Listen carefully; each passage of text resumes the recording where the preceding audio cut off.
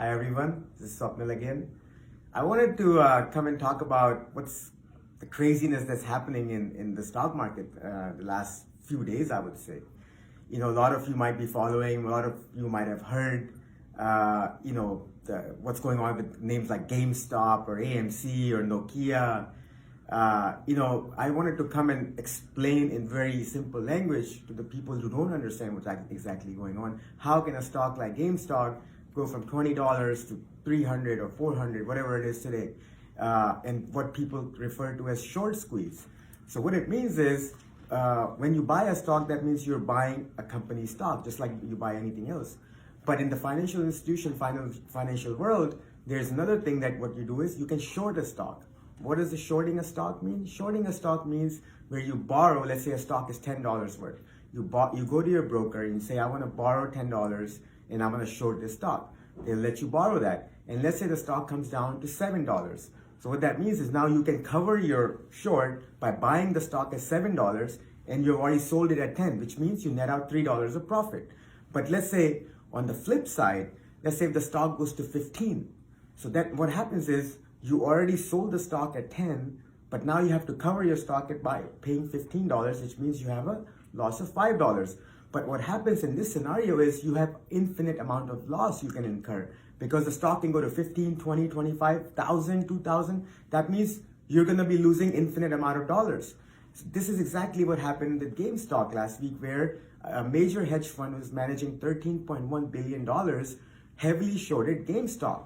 And one of the users of Reddit, which is a popular site now where people are referring to Reddit users, one of the members of the Reddit discovered that huge short position of that hedge fund, and he was able to convince everybody on the public forum on Reddit to go buy that stock. So what happens is, instead of stock price declining, the stock kept going up and going up, and then it went up to such an extent that the hedge fund had to cover a 13.1 billion worth of stock, which means they got wiped out because of this short squeeze. So this term is called short squeeze when you run up the stock that much that the person who has shorted the stock gets squeezed out. That's exactly what's happening in a lot of these other stocks, where now a lot of the Reddit users are basically discovering which other companies have huge short interest so that we can go out and short them.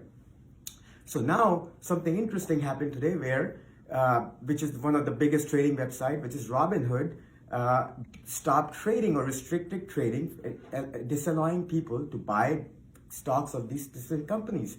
Now this is so un-American in nature.